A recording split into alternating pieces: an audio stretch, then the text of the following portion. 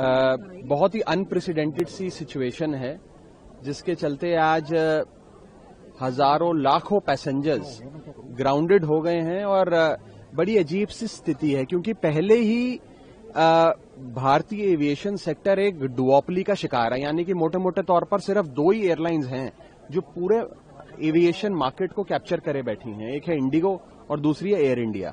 उसमें भी Indigo airlines एक ऐसी एयरलाइंस है जिसके पास लगभग 70% मार्केट शेयर है, यानी कि हर 100 फ्लाइट्स जो देश में उड़ती हैं उसमें 70 फ्लाइट्स इंडिगो की उड़ती हैं। इतनी बड़ी एयरलाइंस जो देश को एक कोने से दूसरे कोने से लोगों को जोड़ती है, आज अगर वो ठप हो जाती है, बंद हो जाती है, तो जाहिर तौर पे पैसेंजर्स को बहुत ज्यादा परेशानी झेलनी पड़ रही है। मेरे कुछ सवाल हैं। पहला सवाल तो ये है कि डीजीसीए ने अगर एफडीटीएल का ये पूरे नियम लागू करने ही थे तो इस पूरी रेगुलेटरी फ्रेमवर्क का पहले ऑडिट करना चाहिए था कि क्या एयरलाइंस के पास इतनी बैंडविड्थ है, इतनी बेंच स्ट्रेंथ है, पायलट रोस्टर इस प्रकार का है कि वो कर पाएंगे। दूसरा, एयरलाइंस को खुद को अपने आप को एक इस तरीके से प्रिपेयर करना चाहिए था कि ये स्थिति ना आए।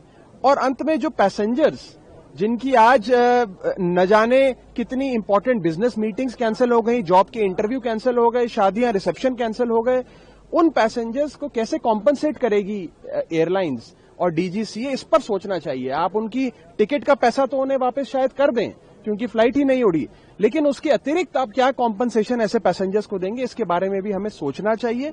और एक बड़ी बात जो मैंने आज से कुछ समय पहले पार्लियामेंट में भी उठाई थी कि भारत का एविएशन सेक्टर एक प्रकार से मोनोपोली बन गया है।